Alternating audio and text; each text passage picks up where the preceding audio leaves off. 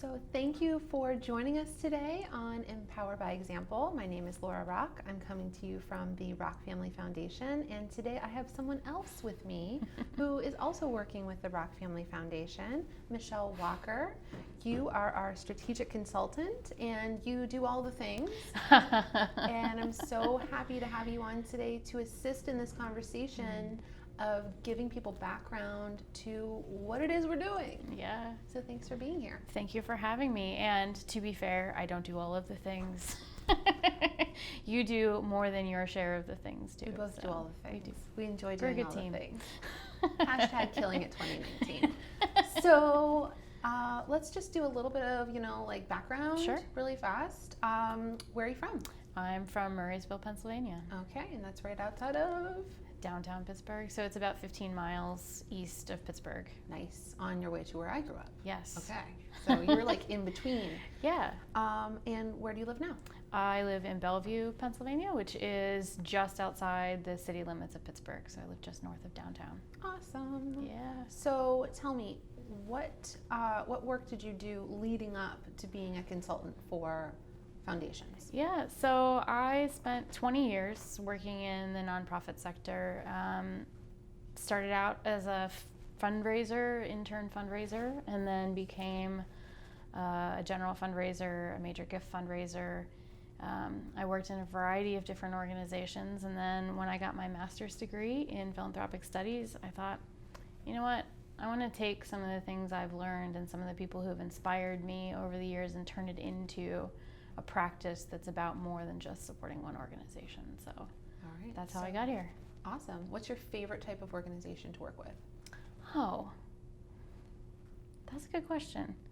I think it's the one that has a really engaged leadership. So whether that's a family philanthropy or a nonprofit organization that's looking to change things up, I like that the leadership is engaged in thinking through the process. So makes sense to me.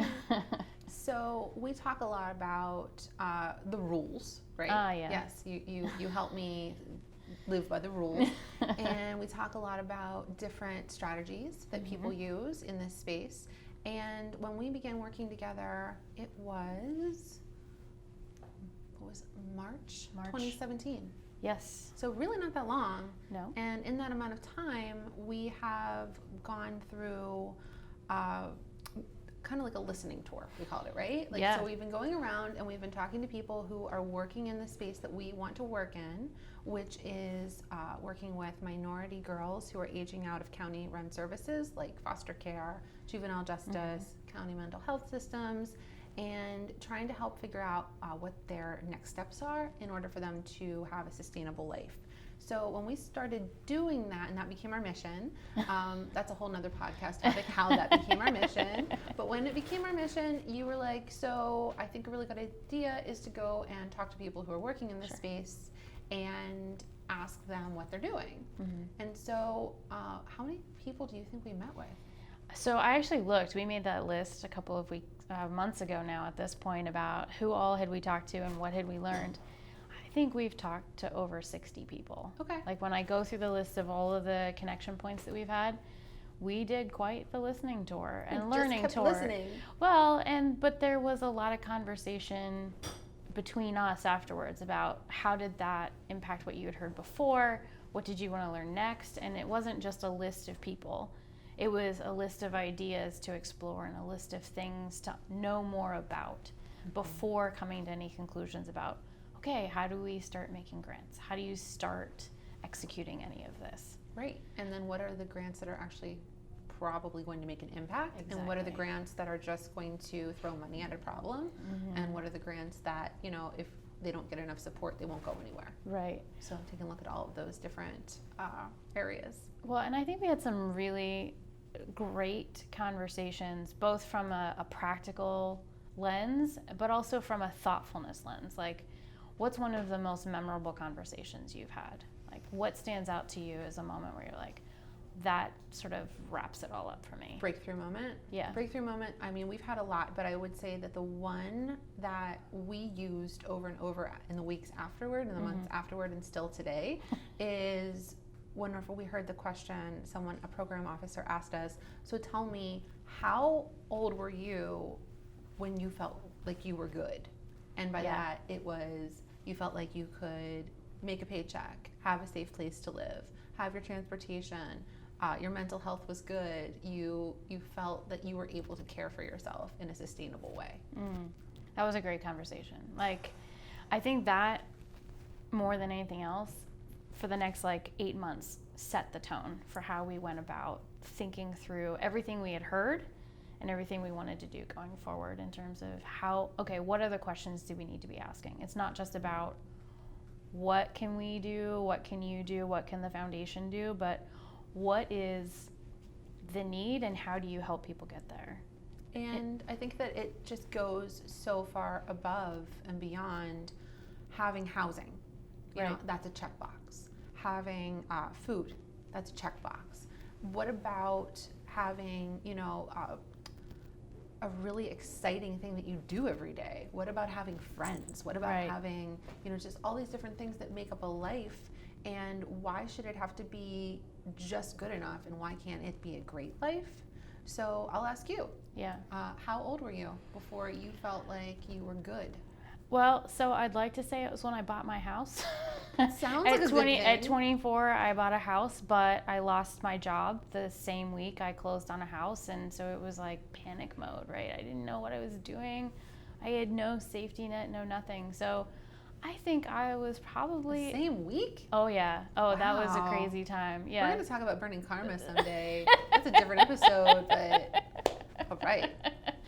No, I think I was probably in my late 20s before I felt like I knew enough about how to solve or handle the speed bumps that come along, right? So, I might still call my parents about, the chain on the toilet broke. How do I fix that? Come on, Michelle. Right. This is my specialty. I haven't taught you how to fix this yet. That's the thing I do. Well, I know now, but, that might have been one of the things that, maybe I still needed to call for, a little bit of help on that. But it wasn't about, I'm not going to be able to make the mortgage payment this month. Can my parents still help me with that? So it's not a simple, you turn 18, you turn 21, and you have it all sorted out. So, I think that informed a lot of the questions we were asking about what happens when you exit a system and you don't inherently have any of those supports. Those supports, people you can call. I mean, I would go as far to say that I was living as an adult. I was doing my thing. I had full-time jobs. I had business cards. I had all these things that you think a grown-up has. Right. And emotionally, I was a freaking wreck. I was, in codependent relationships and couldn't hold down the job that I wanted to hold down because it didn't offer me the freedom. I was thinking that I had to be someone that I wasn't. Mm-hmm. And this is coming from upper middle class, college educated, I had things going on. Right. There were things to help me. There was privilege that I had. There were so many things that I had going on that were there to help me, but still 28 maybe? 28, I'm looking around okay, here we are. And I know enough to get to point A to point B without falling in some stumbling. kind of crazy pattern or being afraid to open my gas bill or, all of the things that happened to me in my 20s, in my early 20s. So I guess that it varies for everyone, but I feel like when we sit down and we talk to program officers about it, it's a great place for us to start a conversation. We're starting a conversation and we are giving them something to think about. And I would ask, the audience that's listening, this is a really important question. You're probably going to hear us talk about it quite often. How old were you when you felt like you could live a sustainable, happy life without needing all kinds of, backup, right? Absolutely. And we hear stories of young people who have maybe one community connection, and it makes absolutely all the difference to them in their entire lives. Mm-hmm. And you have a good story that you know about that. Yeah, so we encountered a young woman at one of the programs we had visited, and she had been a resident at some supportive housing that they have. And she said to one of the program managers, I always wanted to take a vacation to Ireland. And so the program manager, who is lovely and thoughtful, said, okay, well, if that's a goal, let's talk about how you do that. How do we create a budget for you? Let's look at your paycheck and your expenses and work up a savings plan so that you can have this experience. And then how do you make the reservations where you're going? Right, How do you make the plane reservations? How do you think about transportation? Exactly. Where you're going to Ireland, it's a foreign country. Do you have a passport? Let's get you a passport. Great. Yeah. So, I mean, that's not an easy system to navigate. Like, I was 35 before I figured out how to get a passport. But do you still have to go down to the courthouse? No. Oh. Thankfully not. That was the worst. There is an awkward photo opportunity at the post office, but... Or Rite Aid. I've done it at Rite Aid too. I've had those passport photos taken. So, you know, they work together. She gets the trip organized. She gets herself to Ireland, has a lovely experience over there, staying in B&Bs. Like, she had this sort of very idyllic kind of vacation there. That's the way to do it. I know. Well, I've never been to Ireland, but I can only imagine how lovely that is. And so she comes back and she says to the program manager, I want to run a B&B. Like, that was an eye-opening experience, and I really feel like that's something I would love to do with my life. Survival is extremely important. There's no doubt that it is important that those basic human needs are met. But once you get beyond that, how do you help a person discover that sense of independence and realize some of those hopes and dreams? We wouldn't want somebody to go pursue higher education only to do the work we tell them to do, right? So how do you help them experience what it might be like to own a bed and breakfast, or what it might be like to become an investment banker? Like, what is it they imagine themselves being, and what they see are, and not that these are bad careers for young people, social workers. They encounter social workers. CNAs. They encounter corrections officers, parole officers. Counselors, people who provide very basic human needs and services are great at their jobs, but how do we help these young people also see that there are other careers out there? Where do we find them the role models and the opportunities and the experience to know there are other avenues out there? What are your dreams? What do you imagine yourself being? Let's help you see what that might look like.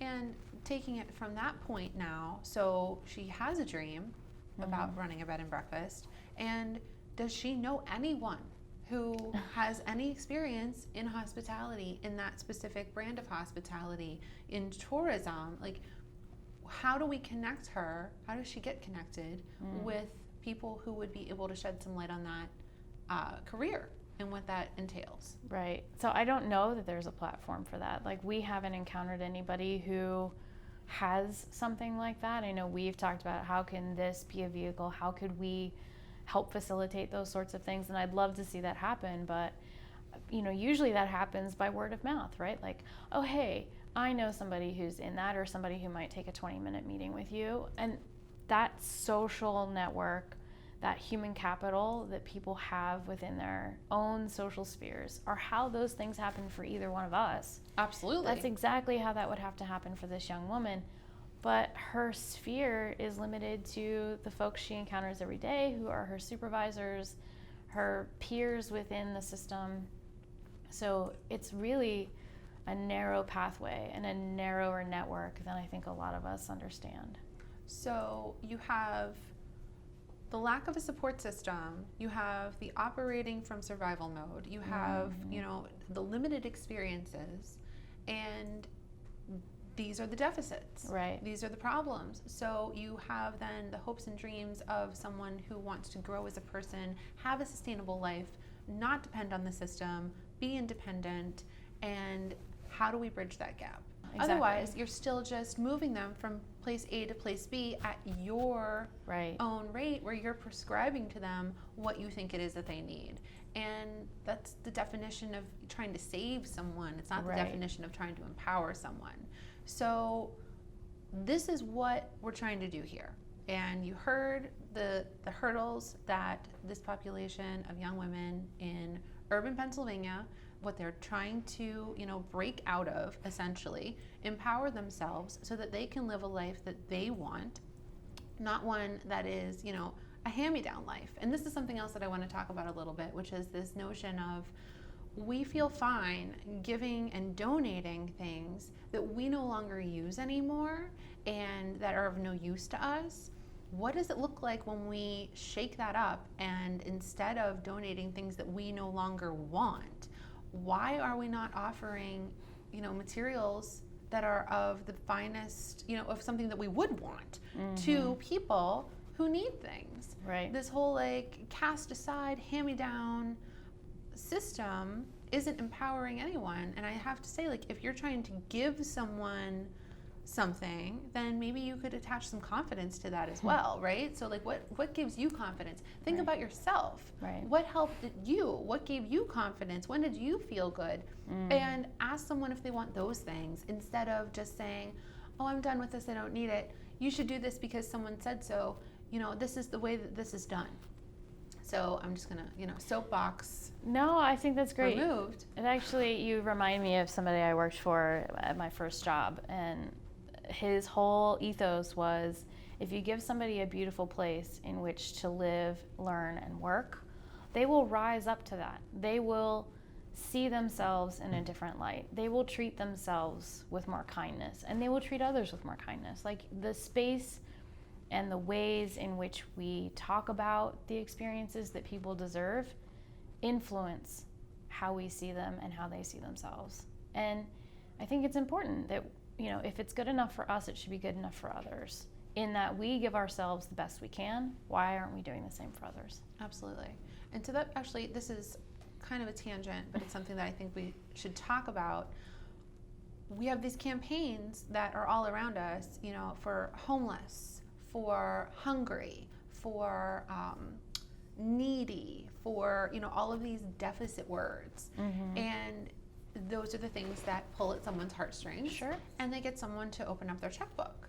We're here in this ecosystem of philanthropy in Pittsburgh, Pennsylvania. And we have talked to independent providers, we have talked to tangential providers, we have talked to the biggest foundations. We've been in some really high buildings. We've kind of sampled. Had some great views out of boardrooms. Great views. If there were baseball games going on, we would be, just getting the popcorn. But what do you see happening in this region with these new foundations coming in? Because if we have one thing in Pittsburgh, we have foundations. Yeah. We have nonprofits. With these new organizations coming in and working together, are you seeing any shifts? So I'm seeing some shifts in the conversation around equity. What does that mean? What does that look like? I don't know that anybody's figured it out, but the fact that the conversation is happening is one that I think is necessary and important to how the work might evolve going forward. I'm heartened by some of the collaborations I see and the way that some of the more established organizations have received you and your ideas and taken the time to really listen to your perspective on how you want to affect change. So I think that's actually really a hopeful thing, because I sort of came at this work maybe a little jaded about how willing some of the traditional organizations might be to change. And I think so far I've found out that I might be wrong, which is wonderful. That's great. I'm going to take your jaded self and just I know, expose you to some sunlight. Sometimes I am. Hey, I think we all are. I think that is a huge, huge part of volunteering. It's a huge part of serving. Yeah. It's a huge part of finding a population that you want to work with. And you do become jaded and you do become upset, and it is upsetting. Well, and sometimes I come to this work, I don't know how much you see it, but I come to it with a chip on my shoulder, how hard do I have to work to get somebody to listen to what I'm saying is maybe a path forward. And so screaming into the vacuum. Exactly. Or, Sisyphus trying to get up the mountain. But this work, this particular opportunity, working with your foundation, has allowed me to question whether or not I'm always having to fight so hard. It's enough to have the conversation and make small momentum forward happen, which feels really wonderful. Well, I've got to say, all these small momentums, coming from a sales background, the fact that still blows my mind. It's like makes me so excited every time. Whenever I'm like, we should talk to so and so. We need a meeting with so and so, and then you're like, okay, I'll call them, and I'm like, okay. In my mind, the likelihood of us getting in is like 2% because I'm in inside sales and I know what this looks like. And then you call back and you're like, they took the meeting, and I'm like, they took the meeting. Like I get to celebrate that every time, coming from my old life, and it's just such a funny dichotomy. It's such a flip, right? Yeah, it's sure. like, so I want to take any influence that I might have, any funds that I can. I want to take it and flip this around. And so whenever people are willing to hear that message, that's super exciting. Like that's one of the best parts of my week, right? When we have a meeting with someone and we're sharing ideas and we're hearing what they're doing and we're connecting them to another opportunity or a bigger opportunity or a tangential opportunity that could impact their work more. Right. I love the collaboration. No, I think it's been great, but I also think too there's the reverse of that where you're able to take new opportunities that aren't a good fit for the person we've just met with and say like, you know what, maybe that works, maybe that fits, and explore that for your own self. And so I like that there is a give and take there. It's not just, you know, they're opening up to you, but you're also being open to them, which I think is wonderful.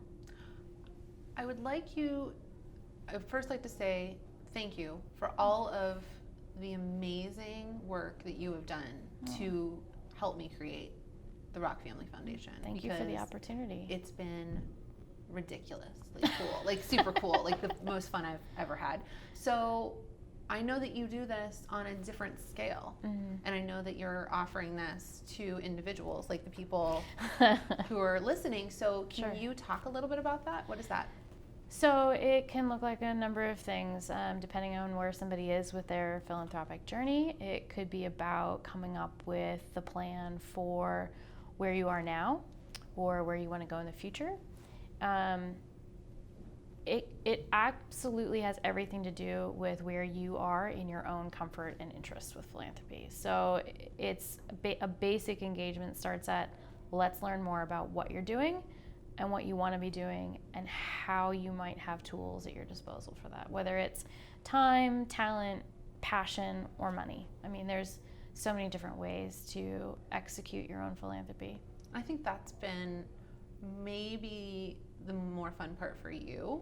Working with me is like, no, we're going to do this over here, but I really want us to do that in person and make sure that that connection is like they're really good now. But then, you know, let's set up all of these people over here, and how can we bring some manpower to that initiative that someone is working on, and just kind of like playing, right? We're like playing, we're being flexible, we're being flowy, and it's all under the same roof.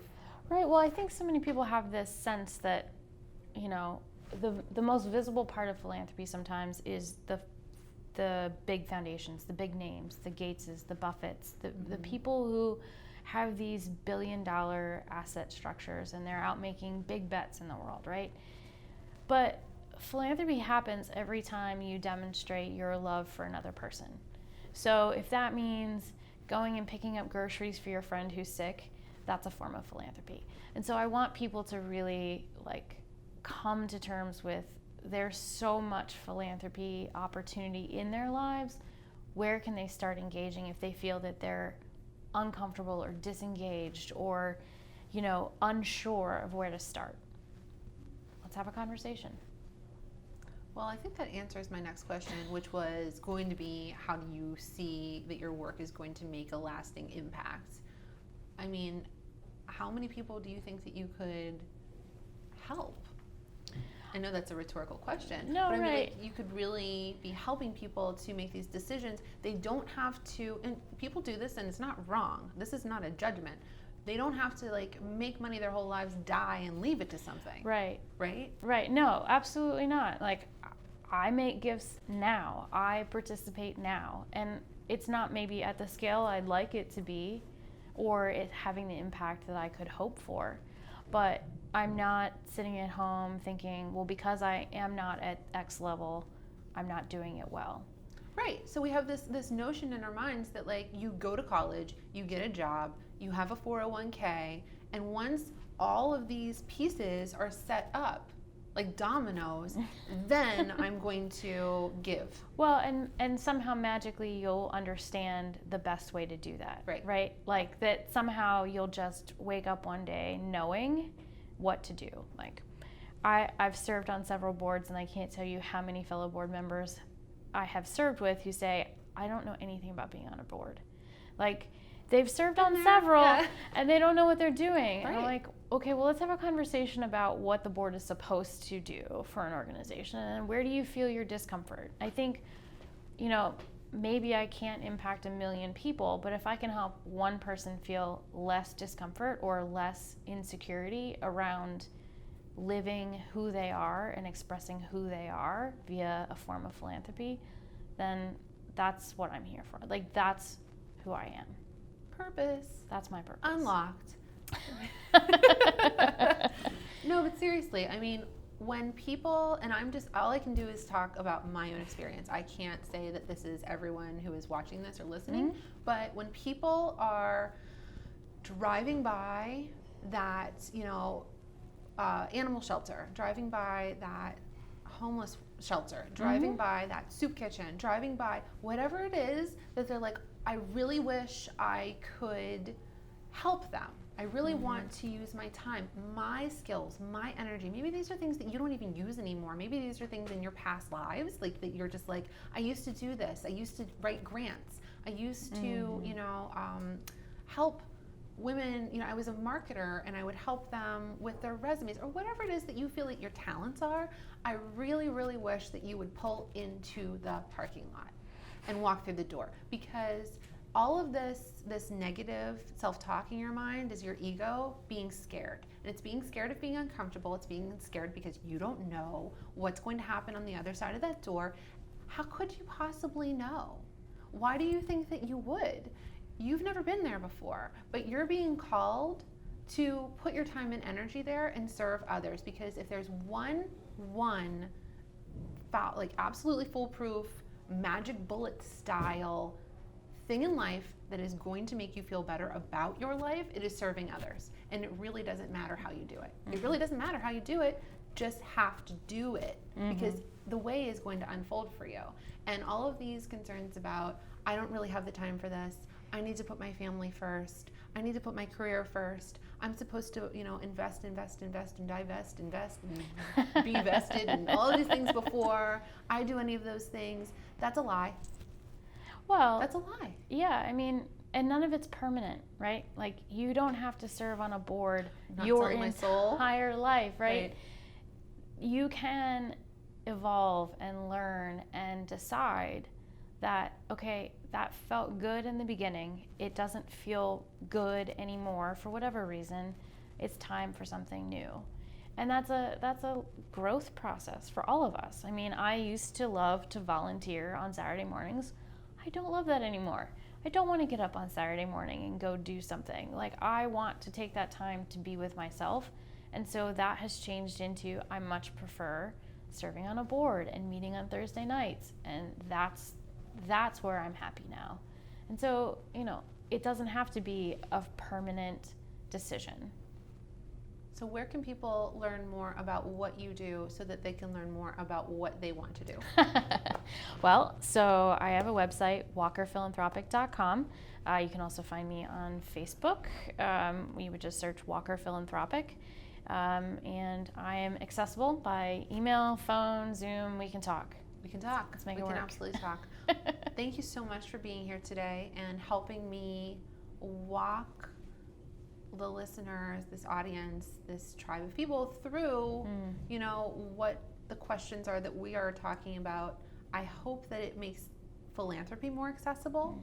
I hope that it makes doing something that you want to do for others more accessible. And if you're working with Michelle, it's gonna be awesome. People are gonna take your calls.